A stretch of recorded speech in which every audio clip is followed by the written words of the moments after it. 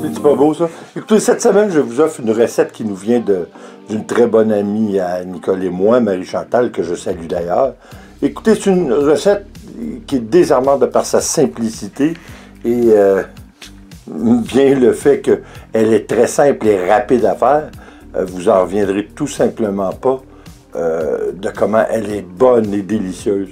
C'est une recette que Marie-Chantal nous a donnée dernièrement. Évidemment, comme toujours, hein, comme je vous dis toujours, une recette, c'est pas la Bible, on n'a pas moins de suivre ça à la lettre. Une recette, c'est toujours une suggestion.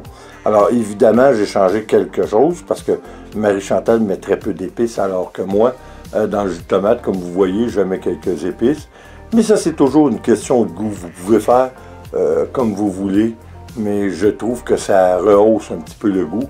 Mais écoutez, il faut vraiment l'essayer. C'est incroyable comment c'est bon. Vous m'excuserez pour ma voix. Je commence à une extinction de voix, pas parce que j'ai trop parlé, mais bien parce que j'ai le fameux rhume qui dure et qui dure encore. Alors écoutez, on fait des boulettes. Nous, on a pris 1,25 livre, alors ça nous donne à peu près 5 boulettes.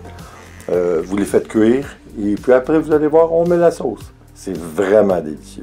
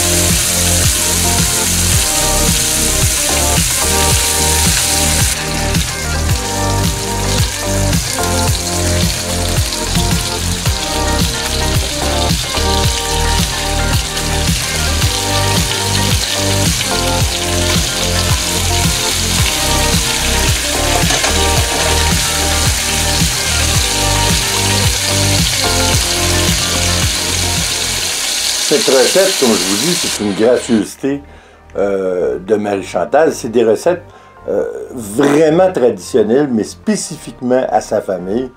C'est des inventions, si on veut, de sa famille, de sa tante. Alors, je pense que dans les prochaines semaines, on va explorer un peu ces recettes parce qu'elles sont extraordinaires comme c'est bon. D'ailleurs, nous en sommes à notre deuxième recette que nous faisons des recettes traditionnelles de la famille à Marie-Chantal. Je les trouve extraordinaires. De un, par leur simplicité, mais c'est pour faire la preuve, encore une fois, que souvent la simplicité a bien meilleur goût. Hein, là, on met du parmesan. Nous, écoutez, vous mettez les 3 fromages que vous préférez. Si vous voulez en mettre 4, allez-y fort, c'est pas un problème. Nous, on avait du parmesan sous la main, du suisse et du havarti. Alors, écoutez, le goût que ça a donné, c'est vraiment incroyable. En même temps, le fromage, ben, ça a aussi comme conséquence que ça l'épaissit quelque peu la sauce tomate, c'est-à-dire le jus de tomate. Parce que c'est vraiment seulement du jus de tomate avec les épices que nous avons mis. La seule chose peut-être que je ferais différemment, je mettrais un petit peu de sel et de poivre dans notre bœuf haché. Mais à part ça, je vous le dis, je ne changerai pas rien.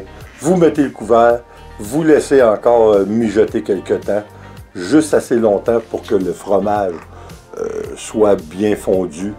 Puis regardez-moi ça. Je vous le dis, là, je regarde ça, c'est assez bon. J'en ai pris, j'ose presque pas le dire, mais j'ai mangé 3 boulettes. Hein? Bon. Oui, il y a un mot pour ça, puis pas moins de vous le dire, vous savez c'est quoi. Écoutez, c'est vraiment bon. C'est une recette que Marie-Chantal m'avait dit, tu vas voir, c'est tellement, mais je me disais, c'est tellement simple à un moment donné. Non, c'est vraiment étonnant à quel point c'est bon. Je vous souhaite de l'essayer parce que si vous ne le faites pas, vous passez à côté de quelque chose de superbe. Écoutez là-dessus, merci d'être là comme toujours, s'il vous plaît. Abonnez-vous, laissez un commentaire et partagez, c'est toujours apprécié. En mon nom, Nicole et notre grosse patate whisky, je vous dis attention à vous, puis on se revoit aux prochaines vidéos. Ciao!